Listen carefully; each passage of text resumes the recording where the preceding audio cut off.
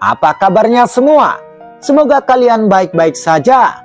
Kali ini saya akan membawakan spoiler Swallow White Star season 3 versi novel. Tanpa basa-basi, yuk langsung ke ceritanya.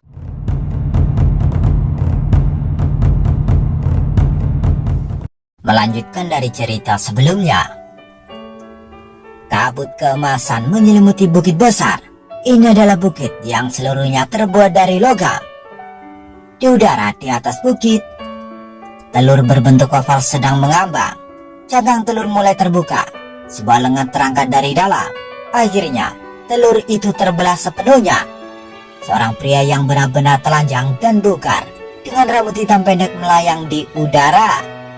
Meskipun dia kurus, tubuhnya tampak seperti ditempa dari baja berkualitas tinggi, memberikan rasa kekuatan yang luar biasa. Pria berambut hitam pendek itu mengamati tanah emas. Ini adalah dunia internalku.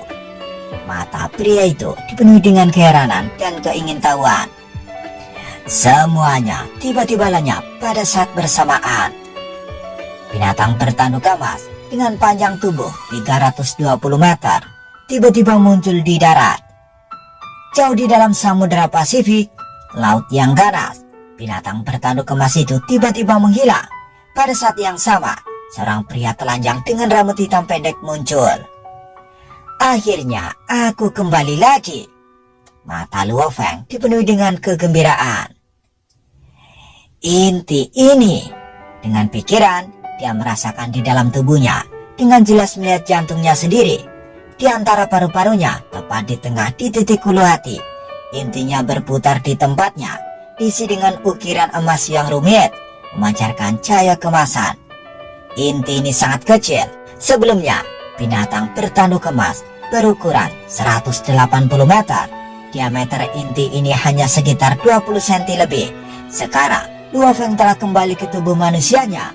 Intinya hampir beberapa milimeter. Energi genetik, kekuatan spiritual. Pikiran Luo Feng bergetar. Sejumlah besar kabut emas terbang ke tubuh Luo Feng dari dalam dunia internalnya. Dengan cepat berkumpul di pusat perutnya, berputar-putar dan berkumpul. Dengan banyaknya kabut karakteristik logam dari dunia internalnya. 1, 2, dan akhirnya 3 planet mini terbentuk di sekitar dantiannya.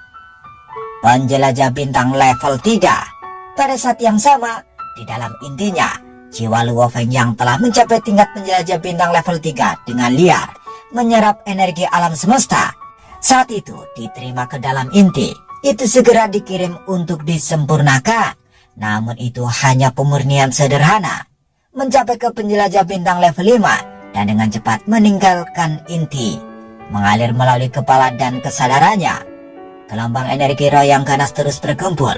Perubahan mulai terjadi, membentuk planet roh lain. Setelah menghabiskan waktu setengah jam, akhirnya berhenti.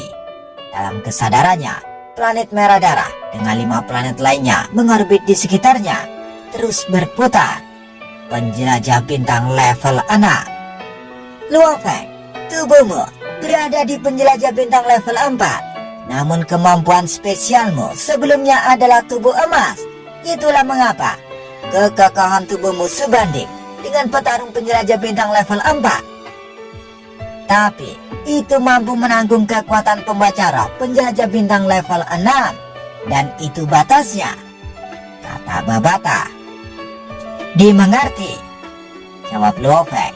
Dia tersenyum ketika dia membuka matanya. Di sampingnya, seorang penjaga perak cair terbang keluar. Dari penjaga itu, dia menerima cincin penyimpanannya. Energi rohnya menciptakan penghalang pelindung di laut. Dari dalam, dia mengambil satu set pakaian untuk dipakai. Kontak kawan, Luo Feng membuang muka. Ribuan meter jauhnya di laut, anggur kontak kawan berwarna merah darah. Meskipun menyusut lebih kecil, itu segera terbang ke arah Luo Feng. Setelah mengenali pemiliknya, anggur menghubungi Cloud. Akan mengikutinya seumur hidup. Saat jiwa Luo Feng dihancurkan, ia juga akan mati. Anggur kontak kawan menyusut dan masuk ke dalam kulit Luo Feng, kemudian menghilang. Sepertinya aku sama seperti sebelumnya. Luo Feng menghela nafas. Namun pada intinya, inti jiwaku adalah inti dari dunia internal.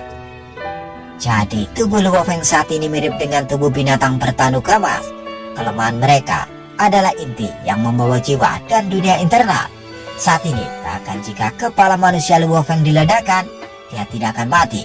Yang dia butuhkan hanyalah mengeluarkan energi, dan itu akan tumbuh kembali seperti binatang bertanduk emas. Luo Feng, aku akan memberimu pilihan ras lain, dan kamu harus memilih manusia. Tubuh dan kecepatan evolusi binatang bertanduk emas akan jauh melebihi kecepatan evolusi tubuh manusia bumi Anda.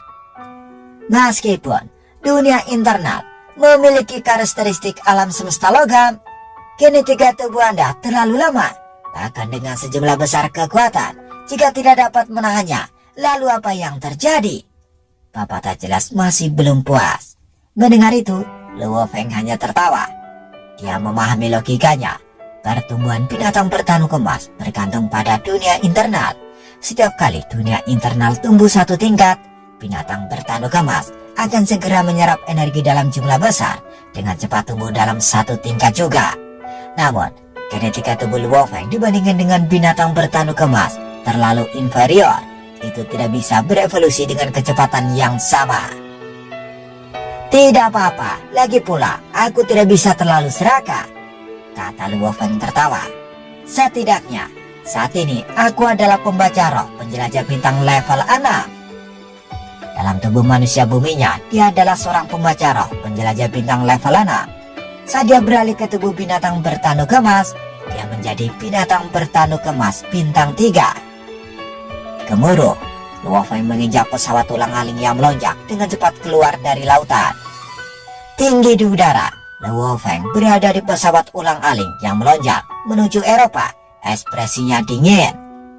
Luo Feng, setelah insiden dengan binatang melahap, yang terkuat dan elit di bumi semuanya telah jatuh. Istana Dewa Perang telah ditutup. Para prajurit tidak memiliki pemimpin. Tidak ada yang seperti Hong, Dewa Petir atau Anda. Karena itulah semuanya berantakan saat ini. Dan saat itu ketua kelima Atkin menjadi yang terkuat saat ini. Atkin, Yanhai, mereka awalnya adalah perwakilan dari HR Aliansi. Tetapi sejak yang terkuat di Eropa jatuh, tinggal Atkin yang terkuat. Dia bergabung dengan Yanhai dan memimpin sekelompok perwakilan. Jadilah itu memanas dan menggunakan kekerasan, sehingga mereka dengan cepat mengambil alih HR Aliansi. Dan juga Atkin dan Yanhai telah menyelundupkan Sago Nehru. Karena Sago Nehru sebagai seorang jenius di India secara alami diterima di dalam dojo petir, dan saat ini menjadi salah satu penyelidik mereka. Dalam kekuatan ini, Atkin awalnya adalah ketua kelima. Yanhai awalnya menantang ini, tetapi dia gagal. Keduanya sangat kuat, dan Sago Nehru saat ini satu-satunya pembaca roh tingkat penjelajah bintang di bumi, dan juga jenis yang saya sebutkan sebelumnya yang berada di bawah Anda. Ekspresi Luo Feng dingin. Mengenai organisasi yang dipimpin Atkin, Yanhai, dan Sago Nehru, mereka menjadi yang terkuat. Di bawah mereka ada beberapa perwakilan penjelajah bintang tingkat 1 dan 2. Mereka saat ini adalah kekuatan utama bumi. Di bawah mereka ada Dojo Limit. Dojo Limit memiliki 3 penjaga paling setia yang sangat kompak. Lalu ada 5 negara besar. Akhirnya Dojo Petir, sejak Dewa Petir koma dengan Sago Nehru bergabung dengan Dojo. Dojo Petir mengalami masalah internal dan situasinya cukup serius. Luo Feng terkejut dengan berita ini.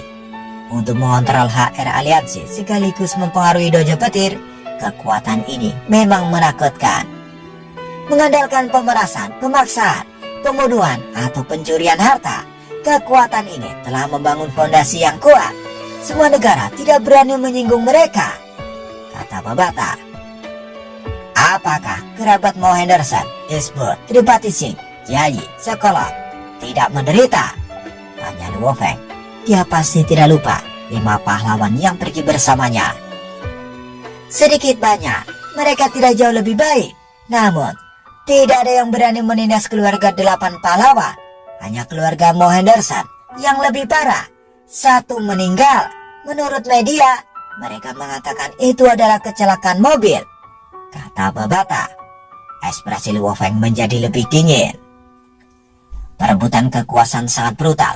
Meskipun terlihat damai di permukaan, banyak yang telah mati di balik bayang-bayang dengan orang baru menggantikan mereka. Hari-hari menjadi lebih baik, tapi tumpukan sampah baru ini telah meningkat. Niat membunuh Luo Feng meningkat karena pengaruh garis keturunan binatang bertanuh gamas. Luo Feng saat ini jauh lebih buas. Dulu kami tidak melihat mereka pada saat kritis. Sekarang mereka telah melompat keluar dan mengambil alih. Bahkan keluarga para pahlawan berani mereka ancam dan merampas harta mereka. Mereka semua pantas mati. Tanpa harimau di gunung, monyet ini berani mengambil alih. Atkin, Yanhai, Sagoneru, kalian semua akan mati. Saat ini di Eropa, markas di kota Paris, pagi hari, mengenakan setelan barat dengan semua rambut putihnya dipangkas rapi. Yanhai dalam suasana hati yang baik saat memegang gelas anggur dan duduk di balkon lantai 3 vilanya. Hahaha. Mengendus, Yanhai sepertinya menikmati baunya, menutup matanya dan menyesap anggurnya. Sungguh mengembirakan, kata Yanhai sambil menikmati. Dia menikmati hidupnya saat ini. Situasi sekarang sebagai kehidupan terbaik untuknya. Dia bisa hidup seperti seorang kaisar. Anggur yang sangat baik, gumam Yanhai tersenyum, menuangkan untuk dinikmati. Tapi tiba-tiba, Yanhai terkejut, perlahan berbalik untuk melihat. Hatinya dipenuhi rasa takut. Bagaimana ini bisa? Bagaimana ini bisa terjadi? Dengan kristal Muya, saya sudah melangkah ke penjelajah bintang level 3. Bahkan Atkin yang sedikit lebih kuat dariku tidak bisa berada di belakangku tanpa kusadari. Di bumi ini seharusnya tidak ada orang seperti itu. Ini tidak mungkin. Hatinya meraung. Namun Yanhai terus perlahan berbalik. Tatapannya terkonsentrasi, menatap tajam ke tempat itu. Dia ingin tahu siapa itu. Mengenakan celana panjang tentara, rambut hitam pendek, seluruh tubuhnya tampak sangat jahat dan ganas. Tatapannya sangat dingin. Kamu? Mata Yanhai terbuka lebar. Tidak. Wajahnya menjadi merah padam, seolah-olah dia telah melihat hantu. Tidak mungkin, kamu sudah mati. Jangan terlihat seolah-olah kau telah melihat hantu. Hanya rasa takut yang bersalah akan kematian. Aku memang Luo Feng, dan aku datang untuk mengambil hidupmu. Suara dingin itu terdengar. Yanhai merasa jiwanya terkoyak. Setelah jiwanya tersebar, seluruh tubuhnya runtuh di tanah. Luo Feng melihat dengan tatapan sedingin es. Kamu yang pertama. Siu, dia sudah terbang jauh ke langit. Tuan, saatnya untuk pergi. Sebuah suara yang dipenuhi rasa hormat bergema dari tangga di bawah balkon. Tuan, Tuan, beberapa teriakan berulang kali. Kepala pelayan itu berlari, melihat sekeliling. Melihat Yanhai yang roboh tanpa gerakan di lantai, ekspresinya segera berubah. Tuan, ada apa? Ada apa denganmu? Dia berlari dan berjongkok di samping untuk memeriksa napas dan denyut nadi. Mati. Kepala pelayan membuka matanya lebar-lebar, sangat ketakutan. Bagaimana mungkin Tuan meninggal? Pemeriksaan kesehatan baru-baru ini oleh dokter mengatakan bahwa tubuhnya sangat sehat. Bagaimana bisa? Beberapa spesialis jantung keluarga Yanhai segera tiba di samping tubuhnya. Tubuhnya baik-baik saja. Tidak ada kerusakan apapun, kata dokter di samping. Menggunakan peralatannya, dia menggelengkan kepalanya. Ini tidak seharusnya. Tubuh ini benar-benar sehat. Dia seharusnya tidak mati. Dari sudut pandang medis, jika tidak ada masalah fisik, maka dia seharusnya tidak mati begitu saja. Namun mereka tidak punya cara untuk memeriksa jiwa. Di Amerika Utara, kota kantor pusat Washington, sebuah mobil mewah hitam pelan melaju di sepanjang jalan. Duduk di dalamnya adalah orang nomor 1 bumi saat ini, yaitu Atkin. Dengan kekuatan yang tak tertandingi, dia memaksa seluruh HR aliansi untuk memilih dirinya menggantikan Isadora dan menjadi ketua pertama. Dia memegang otoritas tertinggi di HR aliansi. Atkin sangat kurus. Dia memakai janggut di bawah mulutnya. Tatapannya tampak seolah-olah sedang melamun. Halo, Atkin mengeluarkan ponselnya. Ketua, Tuan Yanhai ditemukan tewas 15 menit yang lalu, tepat di balkon rumahnya. Mengenai waktu kematiannya, kami tidak dapat menentukan. Sebuah suara yang jelas terdengar gugup. Apa? Ekspresi Atkin berubah, hatinya bingung. Bagaimana Yanhai mati? Siapa di bumi ini yang memiliki kemampuan untuk dengan mudah membunuh Yanhai? Bagaimana dia bisa mati? Tanya Atkin. Tidak ada petunjuk. Tidak ada seorang pun di seluruh rumahnya yang mendengar keributan. Tidak ada yang tahu persis bagaimana dia meninggal. Atkin mengerutkan alisnya dan berkata dengan serius. Apakah penyebab kematiannya tidak dapat ditentukan? Ya, tubuh Tuan Yanhai tidak rusak. Tubuhnya sangat sehat. Dia seharusnya tidak mati. Saat dia selesai berbicara, ekspresi Atkin segera berubah. Mematikan telepon, mata Atkin menyipit, tatapannya dingin. Itu adalah serangan pembaca roh pada jiwanya. Hanya dengan jiwanya hancur, orang akan mati dengan cara ini. Namun, di bumi ini hanya ada satu pembaca roh penjelajah bintang, yaitu Sagoneru. Dan Sagoneru hanyalah seorang penjelajah bintang level 1. Dia tidak memiliki kekuatan untuk membunuh Yanhai. Siapa itu? Siapa? Dua sosok dengan cepat terlintas di benak Atkin. Orang-orang yang telah dia sembunyikan dalam ingatannya selama bertahun-tahun. Isburd dan Luo Feng. Tubuh Isburd, saya melihatnya secara pribadi. Kekuatan hidup Luo Feng juga telah melemah sampai lenyap. Disiarkan ke seluruh dunia. Ekspresi Atkin berubah drastis. Tidak benar. Luo Feng. Dia ingat Hong dan Dewa Petir yang dalam keadaan koma. Saat itu sinyal kekuatan hidup mereka juga telah lenyap. Tapi tetap saja mereka belum mati. Tidak ada yang melihat tubuh Luo Feng. Dari awal sampai akhir, tidak ada yang melihat tubuh Luo Feng. Jangan bilang, dia masih hidup. Ekspresi Atkin jelek. Jika Luo Feng benar-benar kembali dan tahu dia telah mengirim Sagoneru dan Wei Nuo untuk mengambil kristal muyanya secara paksa, maka... Tidak. Atkin menggelengkan kepalanya, sangat gugup dan khawatir. Halo. Atkin segera menelpon. Sagoneru, ini aku, Atkin. Aku curiga Luo Feng belum mati dan baru saja membunuh Yanhai. Kamu harus berhati-hati. Mungkin yang terbaik adalah segera meninggalkan rumahmu. Sementara itu, di Asia, India, kota kantor pusat New Delhi. Karena perbedaan waktu, saat itu pagi di Eropa, tetapi tengah sore di New Delhi. Matahari musim gugur yang ganas menyinari tanah. Dan di distrik timur kota pusat, ada sebuah kastil besar yang dimiliki oleh keluarga Nehru. Keluarga Nehru pada awalnya hanya yang terkuat di dunia politik, namun sejak salah satu anaknya, Sago Nehru, telah bangkit dengan cepat menjadi satu-satunya pembaca roh penjelajah bintang di dunia. Kekuatan keluarga tersebut tumbuh dengan pesat.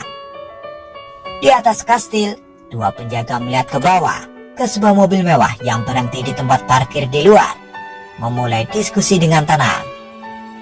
Sejak Tuan Sagoneru setuju untuk menerima murid pembaca roh, jumlah pengunjung semakin meningkat setiap hari. Pembaca roh itu sesuatu yang tidak mudah untuk dilatih. Sagoneru adalah pembaca roh terkuat di seluruh dunia. Dan juga dia masih sangat muda.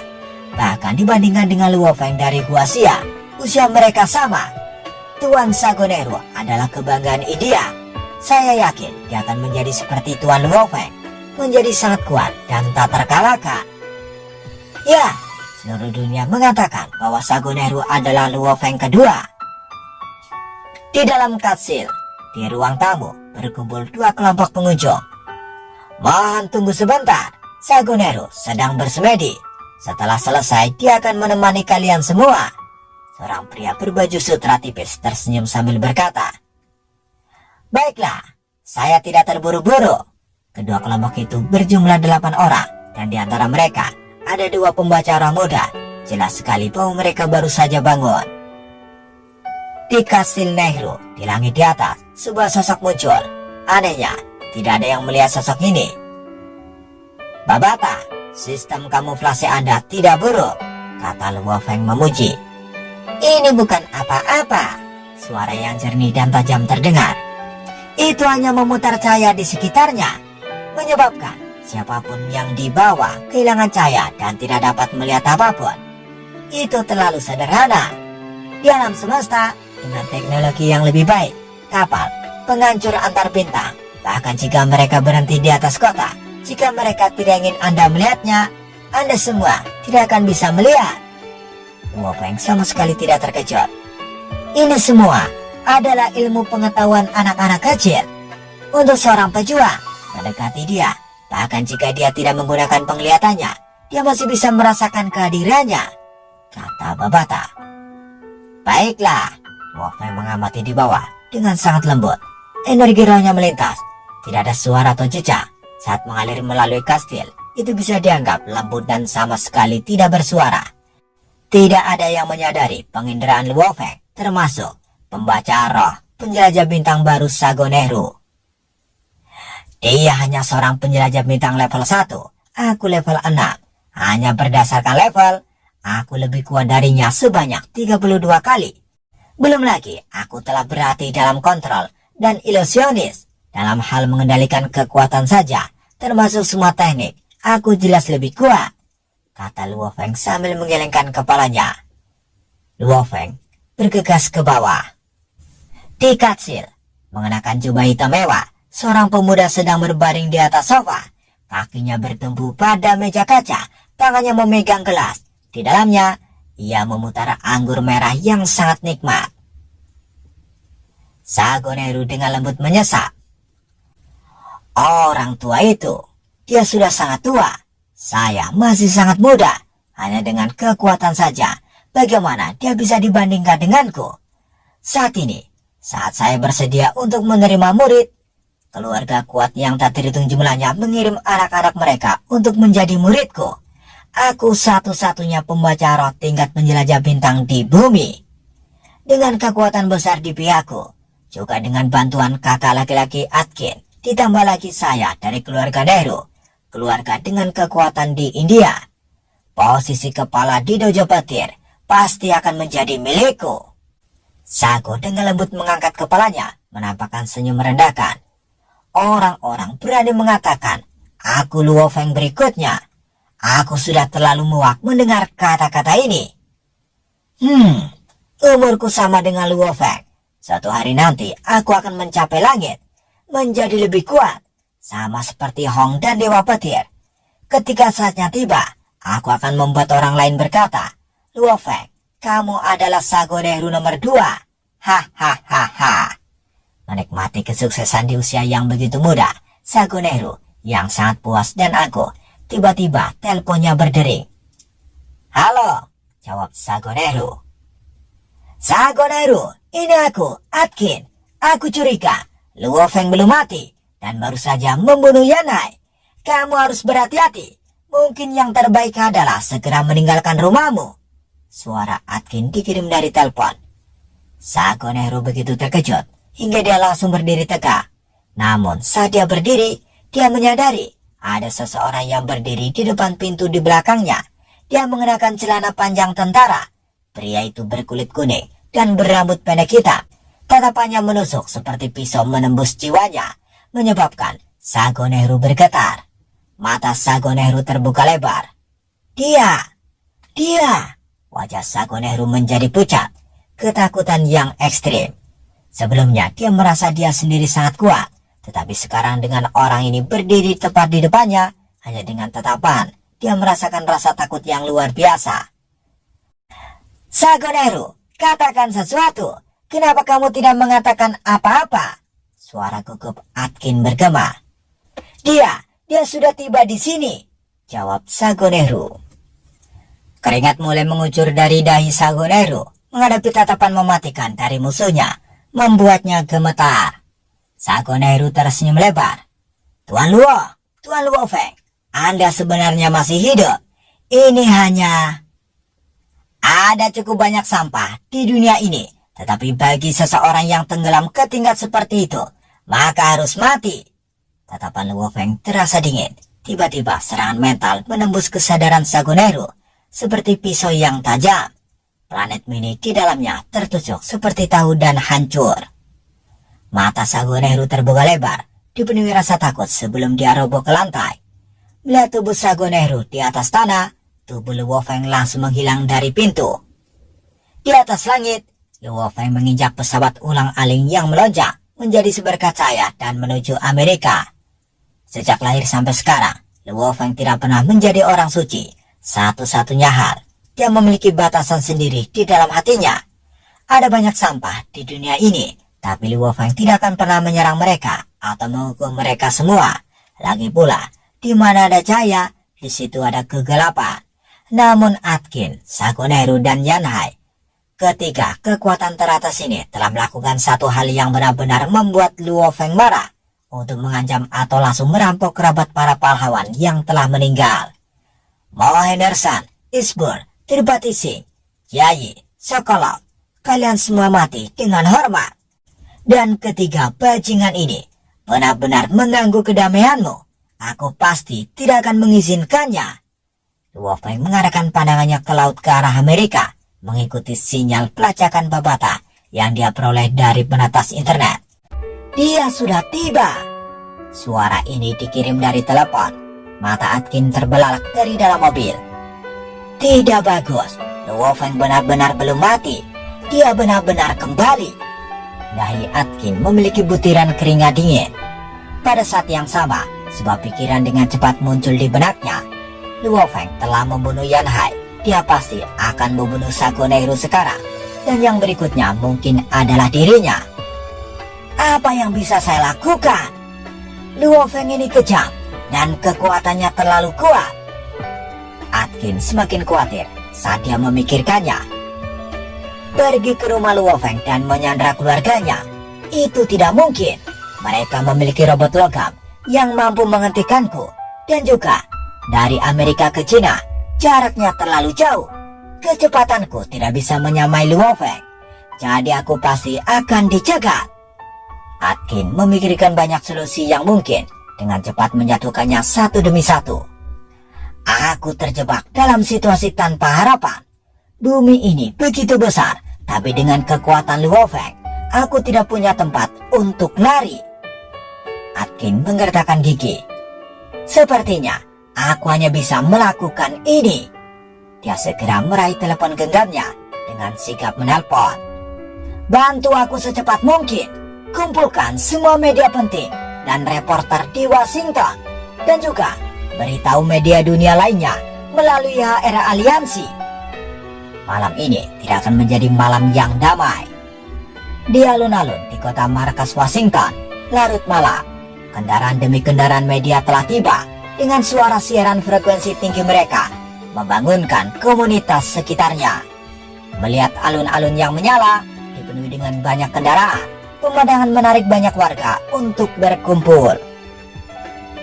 Ketua HR Aliansi akan menyampaikan berita mengejutkan kepada dunia. Adegan selanjutnya ini pasti akan mengguncang dunia. Ya, tidak diragukan lagi. Ketua HR Aliansi, orang terkuat di dunia sekarang, dia akan secara resmi menyampaikan berita besar. Orang-orang media memulai laporan individu mereka, dan dengan layar lebar di alun-alun, cuplikan Hong dan Dewa Petir saat melawan monster menelan muncul. Juga adegan 6 pahlawan memasuki lautan bersama dengan penjelasan rinci tentang 8 pahlawan. Mengapa layar menampilkan kejadian 8 pahlawan? Mungkinkah pengumuman itu ada hubungannya dengan 8 pahlawan? Mungkinkah 2 pahlawan Hong dan Dewa Petir telah bangun?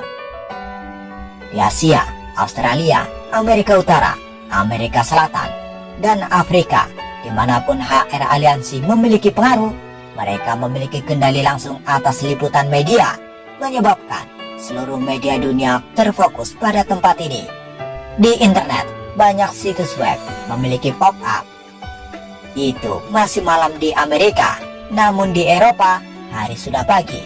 Di Cina dan India, itu adalah waktu terpanas. Liputan di televisi, siaran langsung internet, ini menyebabkan seluruh dunia segera mengetahui kejadiannya. Ada apa? Apa berita besarnya?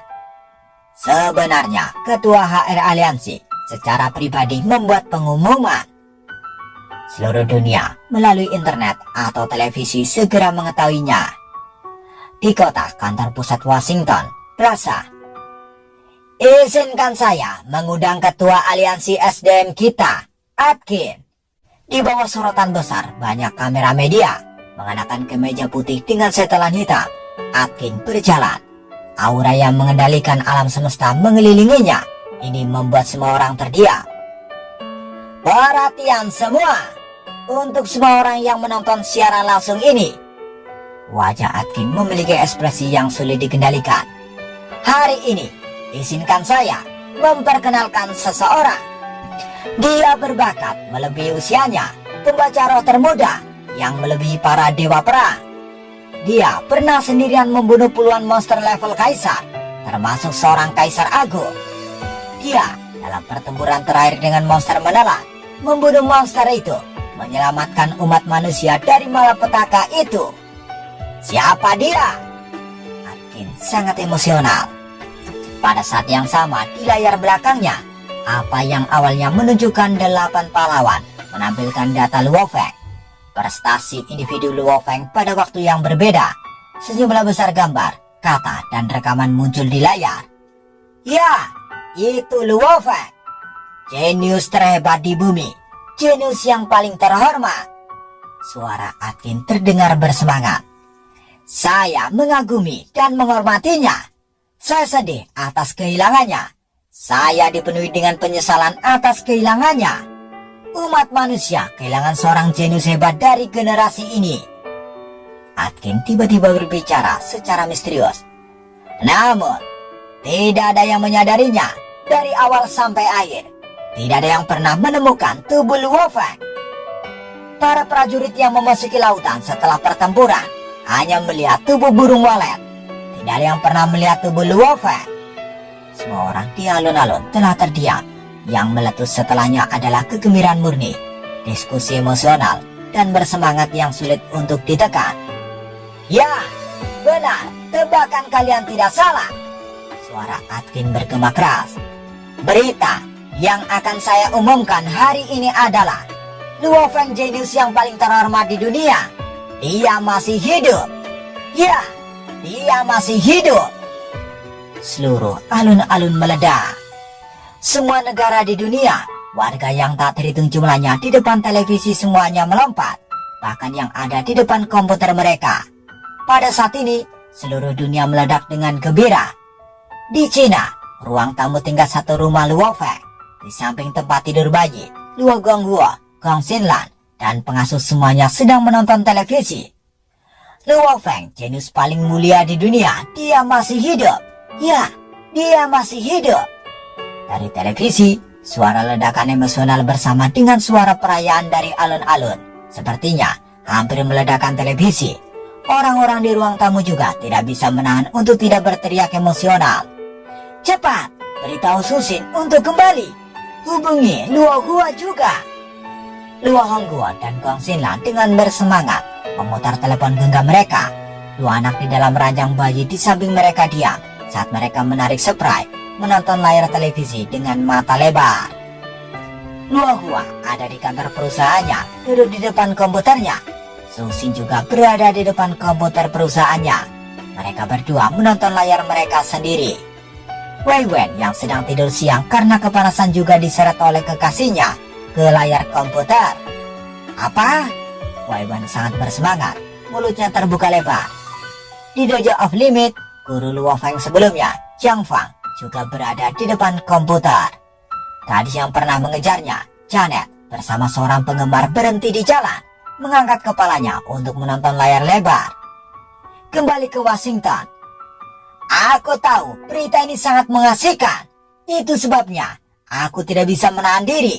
Aku harus segera menyampaikan kabar baik ini kepada semua orang. Dia pahlawan yang sangat aku hormati. Rasa hormat yang tak tertandingi. Atkin bertindak seolah-olah dia sangat emosional dari rasa hormatnya kepada para pahlawan. Tiba-tiba di atas alun-alun, seberkas cahaya dengan cepat turun, berhenti dengan lembut. Seluruh alun-alun termasuk Atkin menjadi sunyi. Seluruh dunia, semua orang di depan komputer atau televisi, mereka terdiam. Seluruh dunia terdiam. Semua orang melihat sosok itu. Dia mengenakan celana panjang tentara, atasan tanpa lengan sederhana, rambut pendek hitam, tatapannya sedalam lautan. Dari udara, dia turun perlahan. Aura tak berbentuk itu tampaknya menembus bahkan orang-orang yang menonton melalui layar mereka. Semua orang media di alun-alun, termasuk sejumlah besar warga biasa, menatap dengan mata lebar pada sosok manusia yang turun dari atas. Benar, mereka tidak salah. Itu dia, pria yang berulang kali ditampilkan di televisi. Ini Luo Feng. Ribuan suara bergema. Luo Feng, itu Luo Feng. Luo Feng. Seluruh alun-alun telah meletus. Pada saat ini, siapa yang tahu berapa banyak warga yang menjadi sangat emosional. Kakak laki-laki Luo Hua juga sangat emosional. Feng Luo Honggua dan Gong Xinglan sedang memperhatikan sosok yang muncul di layar. Air mata mereka membasahi wajah, sangat gembira. Di depan meja kantor, Su Xin sedang menonton siaran langsung dari komputernya. Sosok yang selalu diimpikannya muncul di layar. Dia tidak bisa menahan kegembiraan, menggosok cincinnya sangat gembira. Pada saat ini, Su Xin merasa seolah-olah dia telah naik ke surga. Seluruh warga dunia gempar, dan di dalam alun-alun kota pusat Washington, Ketua HR Aliansi Atkin sangat bersemangat. Tuan Luo Feng, ketika saya mengetahui tentang Anda masih hidup, saya sangat bersemangat. Saya tidak sabar menunggu membiarkan seluruh dunia mendengar berita itu. Namun, sekarang setelah aku melihatmu dengan mataku sendiri, aku benar-benar emosional. Aku Atkin benci diriku sendiri karena tidak melakukan apapun selama insiden binatang menelan. Dan saat ini, meskipun insiden itu telah berlalu, ancaman makhluk laut masih ada. Hong dan Dewa Petir tidak ada. Tanpa pemimpin, seluruh prajurit dunia seperti pasir yang berserakan. Sekarang Tuan Luo Feng telah kembali. Ini sangat bagus. Saya harap Tuan Luo Feng dapat memimpin kita dan terus melindungi umat manusia dari makhluk laut. Saya bersedia mengikuti Tuan Luo Feng ke medan perang untuk berperang demi kemanusiaan. Atkin menatap Luo Feng dengan sungguh-sungguh. Suaranya melalui mikrofon bergema di seluruh alun-alun, di setiap layar televisi, setiap layar komputer. Di sisi lain, Luo Feng memandang Atkin. Dia diam-diam tertawa dingin. Atkin ini, jika dia berpikir untuk melarikan diri dengan penelusuran babata melalui satelit dan kecepatannya, tidak ada tempat baginya untuk lari sama sekali. Dan sekarang, dia benar-benar menciptakan keributan seperti itu. Jelas, dia ingin miliaran orang di bumi untuk menyaksikan dan mengetahui betapa dia menghormati dan menyembah Luo Feng. Mengatakan, dia ingin mengikuti Luo Feng dan berjuang untuk kemanusiaan. Tuan Luo Feng, Atkin mengendalikan energi di sekitarnya, memotong suara di sekitarnya. Wajahnya dipenuhi dengan penyesalan dan rasa malu. Saya akui, dalam keserakahanku, sebelumnya saya membuat kesalahan. Namun, saya memohon kepada Tuan Luo Feng untuk memberiku kesempatan. Kristal Muya, roh alam yang diambil Sagoneru dari keluarga Anda, saya akan mengembalikannya. Saya hanya berharap Anda memberiku satu kesempatan lagi. Sekarang Anda telah kembali. Bahkan jika diberi kesempatan, saya tidak akan berani melakukan hal seperti itu lagi. Postur tubuh Atkin diturunkan. Namun, jauh di lubuk hatinya, dia berpikir, jika dia berani menyerangku, itu akan menghancurkan citra sempurnanya. Menyerangku akan meningkatkan kecurigaan banyak orang terhadapnya. Atkin, Luo Feng berbicara. Iya, Tuan Luo Feng. Atkin membungkuk menunjukkan rasa hormat. Bahkan tatapannya ke arah Luo Feng tampak dipenuhi dengan rasa hormat. Tiba-tiba, bila pisau menjadi seperti seberkas cahaya dalam jarak pendek, itu menebas dahi Atkin. Bahkan kulit hitam yang muncul, yaitu set baju dewa hitam, langsung diiris, langsung tembus ke otaknya. Kesadaran dan jiwanya hancur. Bila pisau kembali dengan cepat. Kecepatannya sangat cepat, sehingga tidak ada orang di tempat kejadian yang dapat melihatnya dengan jelas. Atkin membuka lebar matanya, seolah-olah dia tidak percaya Luo Feng akan membunuhnya dalam situasi seperti itu. Seluruh tubuhnya roboh di lantai, darah mengucur dari luka di keningnya. Dia dibunuh! Dia telah meninggal! Kekacauan meletus di alun-alun. Televisi dan siaran internet di seluruh dunia telah menangkap semuanya.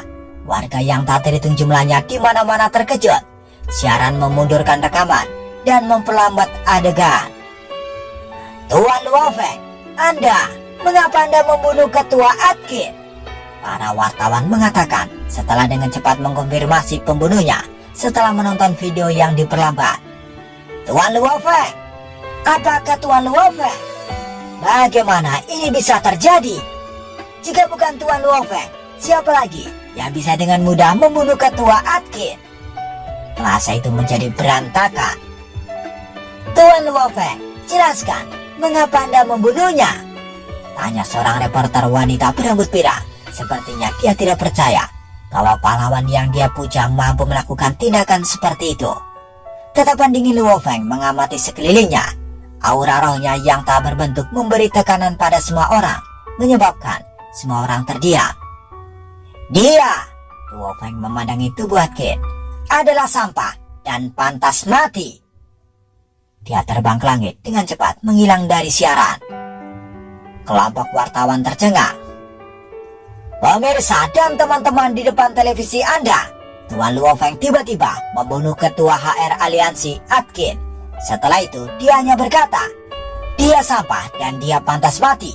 Tidak ada penjelasan rinci mengenai spesifikasinya dalam situasi ini. Stasiun ini akan menyelidiki dan melaporkan, kata seorang wanita cantik berambut pirang ke arah kamera. Ya dewa, ini nyata. Anda tidak salah. Tuan Luo Feng baru saja membunuh Atkin. Dia hanya mengatakan, sampah, dia pantas mati. Sementara tindakan Tuan Luo Feng adalah kekerasan. Namun saya, Blackjack, adalah seseorang pendukung setia Tuan Luo Feng yang tak pernah mati. Saya yakin, Atkin pasti telah melakukan tindakan yang sangat tercela. Detailnya masih menjadi rahasia besar, tetapi saya, Blackjack, pasti akan mengungkapnya untuk semua orang. Sejak Luo Feng menghilang dari layar, berbagai stasiun televisi atau situs web, semuanya mulai memperdebatkan detail kejadiannya. Luo Feng menginjak pesawat ulang-alik yang melonjak dan terbang tinggi di langit, melintasi lautan tak berujung.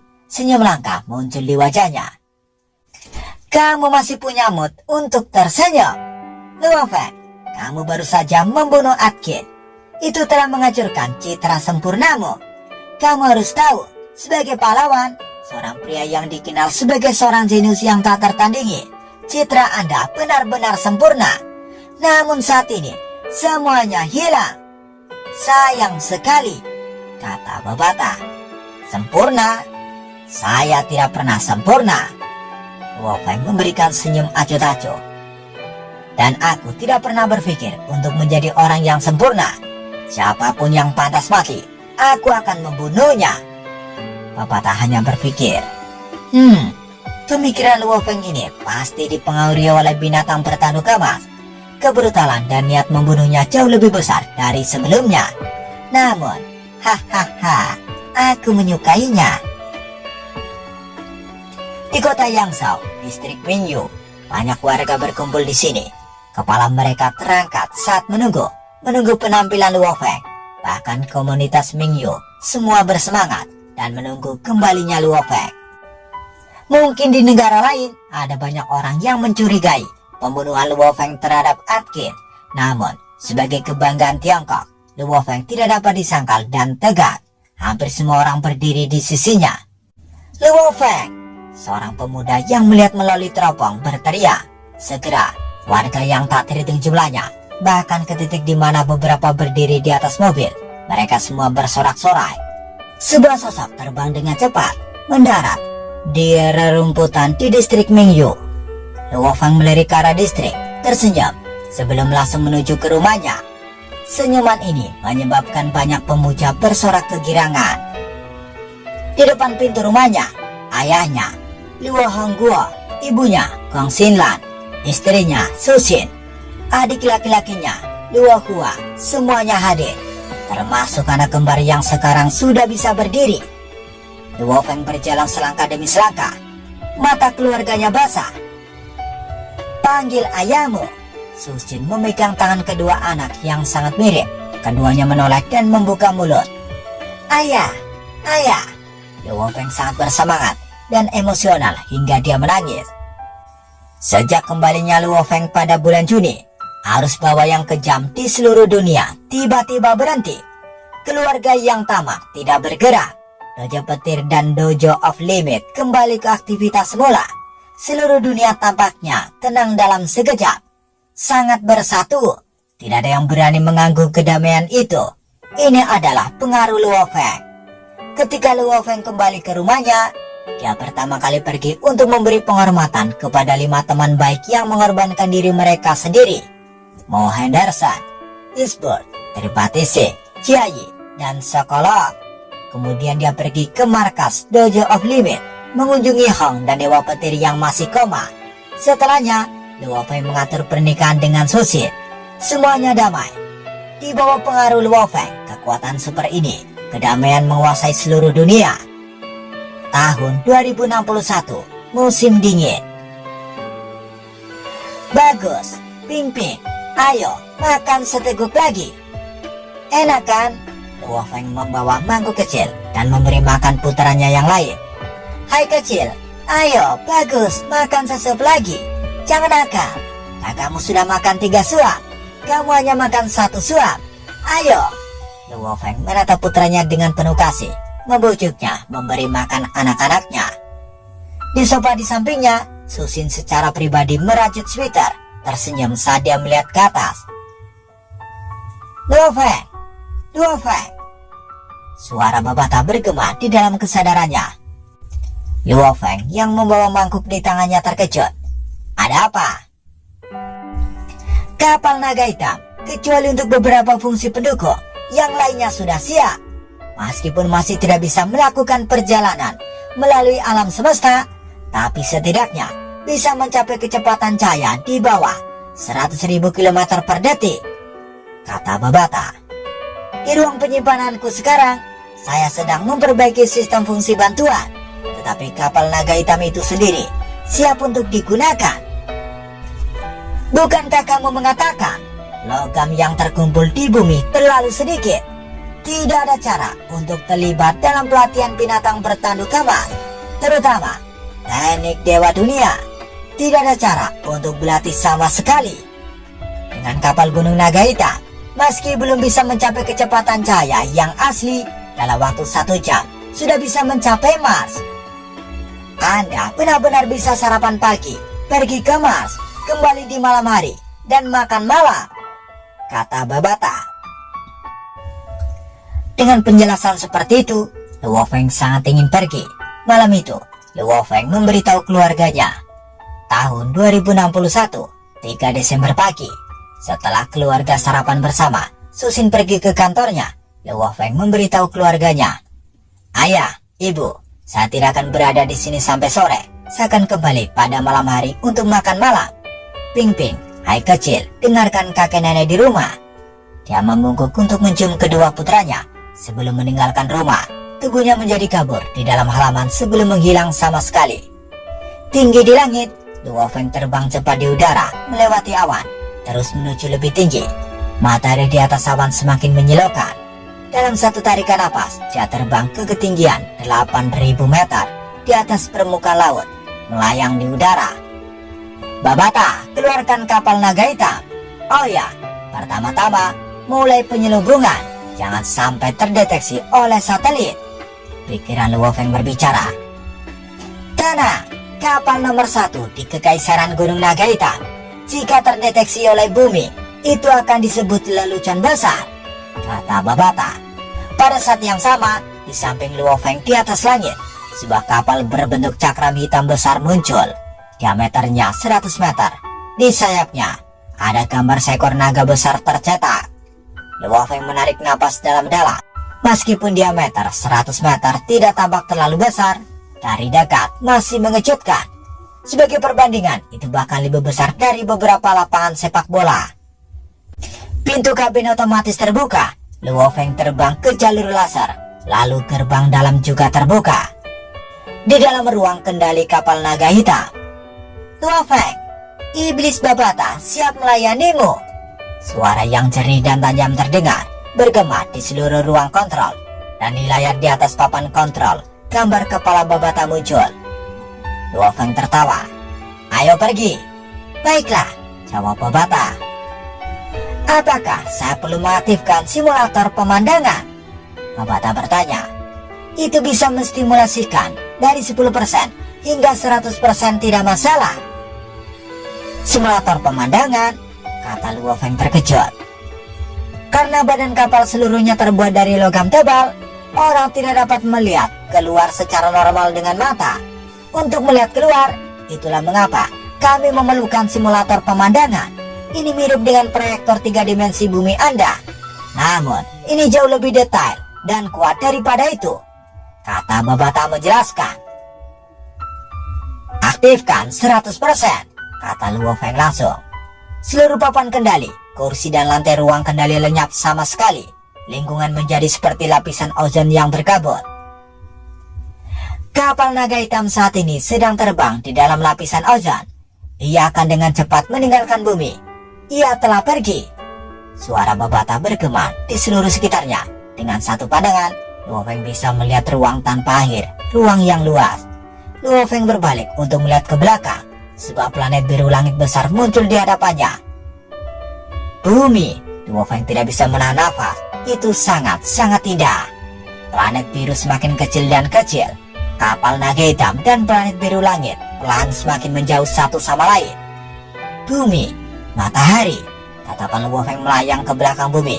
Jauh di sana ada bintang yang sepertinya terbakar. Itu adalah matahari. Kapal sudah mencapai 100.000 km per detik. Saat ini kecepatannya stabil menuju Mars. Suara Babata terdengar. Luo Feng berbalik lagi melihat ke arah lain. Ini seperti mimpi. Luo Feng tidak bisa menahan untuk tidak berseru. Oh Babata, di sana. Luo Feng menuju ke kiri jauh di kejauhan. Tubuh gas besar yang tertutup balok es mengapung. Kapal naga hitam dengan mudah terbang melewatinya. Itulah yang kalian sebut komet, kata Babata. Luo Feng mengamati sekelilingnya. Di ruang misterius dan tak berujung, di kejauhan, sesekali sebuah planet akan muncul. Bahkan beberapa asteroid kecil, debu bintang dan lain-lain. Itu terlalu indah, seru Luo Feng. Memang sangat indah, namun setelah melihatnya terlalu sering, kamu juga akan menganggapnya membosankan dan tidak menarik, kata Babata. Simulasi 10%, kata Luo Feng. Bintang-bintang di sekitarnya tiba-tiba menjadi lemah dan tembus cahaya, seolah-olah ada lapisan yang menutupi mereka. Namun orang masih bisa melihat bumi dan matahari di belakang. Hanya saja mereka jauh lebih lemah dari sebelumnya. Dan lantai, kursi, papan tombol, lampu, dan lain-lain ada di ruangan itu semuanya muncul kembali. Simulasi 100% ini seperti benar-benar ada di luar angkasa. Jika saya tidak menggunakan energi rohku untuk memeriksa, tidak menggunakan tangan untuk merasakan, tidak duduk di kursi dan melayang, itu akan menjadi seperti ruang kontrol tidak ada. Luo Feng memujinya. Simulasi 100% benar-benar menakjubkan. Tentu saja bagus. Simulasi 100% ini adalah sesuatu yang hanya dimiliki kapal kelas B atau lebih tinggi, kata Babata. Jika itu adalah kapal kelas A tingkat rendah, mampu menstimulasikan 50%, sudah sangat bagus. Kecuali seseorang secara pribadi memasang simulator pemandangan yang bagus, tapi itu akan menjadi kemewahan yang sangat boros untuk dibelanjakan. Luo Feng tidak bisa menahan diri untuk tidak bertanya, ada apa saja dengan penilaian kapal? Nilai A bisa menangani penjelajah bintang. Tingkat B dapat menangani tingkat bintang. Tingkat C dapat menangani tingkat semesta. Tingkat E dapat menangani penguasa sektor. Tingkat F dapat menangani makhluk abadi. Banyak item diurutkan dengan cara ini berdasarkan levelnya. Sama seperti meriam laser sebelumnya, itu adalah meriam laser kelas B6. Sama seperti kapal induk yang kami temukan di reruntuhan arkeolog nomor 12. Itu adalah kapal induk kelas B. Selain itu, kapal S81 Gunung Naga Hitam ini adalah kelas kapal C5. Karena ini adalah kapal kelas C5, prajurit tingkat semesta harus mengeluarkan banyak energi untuk menghancurkannya. Dan juga berbicara tentang kristal kekuatan itu sama, diurutkan menjadi kelas A, kelas B, kelas C. Semakin tinggi tingkat kristal daya, semakin langka dan lebih mahal. Luo Feng mengangguk. Babata, bagaimana dengan daftar logam yang kuberikan padamu? Apakah itu juga dipisahkan? Luo Feng berkata ketika dia menyadari. Iya, daftar logam yang dibutuhkan binatang bertanduk emas dapat dengan jelas diurutkan menjadi 5 tingkat. Logam kelas B cocok untuk binatang bertanduk emas level penjelajah bintang, dan kelas E untuk binatang bertanduk emas level penguasa sektor, kata Babata. Luo Feng mengangguk. Pertumbuhan binatang bertanduk emas didasarkan pada pertumbuhan dunia internalnya, dan agar dunia internalnya tumbuh diperlukan menelan logam. Menelan logam diurutkan menjadi 3 komponen utama. Pertama, menelan beberapa panduan, sisa kapal, atau yang lainnya, atau bahkan biji logam murni tingkat rendah. Efisiennya paling rendah, ini juga merupakan metode evolusi paling lambat untuk binatang bertanduk emas. Kedua, menelan biji logam murni khusus. Misalnya, saat ini Luo Feng adalah binatang bertanduk emas tingkat bintang level 3, maka dia bisa menelan logam kelas B dengan kemurnian hampir 100%. Dari bintang tingkat 1 hingga alam semesta tingkat 1, 50 tahun sudah cukup. Ketiga, pengelompokan logam. Sama seperti bagaimana manusia makan berbagai jenis hidangan untuk menelan vitamin dan nutrisi yang berbeda. Itu adalah logika yang sama. Menelan campuran logam yang berbeda dapat menciptakan keajaiban bagi pertumbuhan dunia internal. Kecepatan evolusi bisa 2 kali lipat atau bahkan dipercepat hingga 10 kali lipat atau lebih. Saat ini di bumi tidak ada apa-apa selain logam normal atau mentah. Bahkan yang kalian sebut emas hanyalah logam kelas A3. Bahkan apa yang kalian temukan di bulan, logam emas biru itu hanyalah logam kelas A6, kata Babata. Sama sekali tidak ada logam kelas B. Luo Feng mengangguk.